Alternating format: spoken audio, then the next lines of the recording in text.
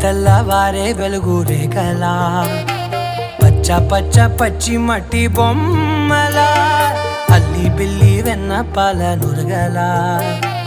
అచ్చ తెలుగు ఇంటి పూల కొమ్మల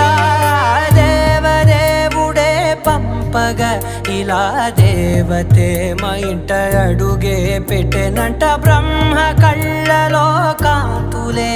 మా అమ్మలా మా కోసం మళ్ళీ లాలి పాడేనంట. వచ్చిందమ్మ వచ్చిందమ్మ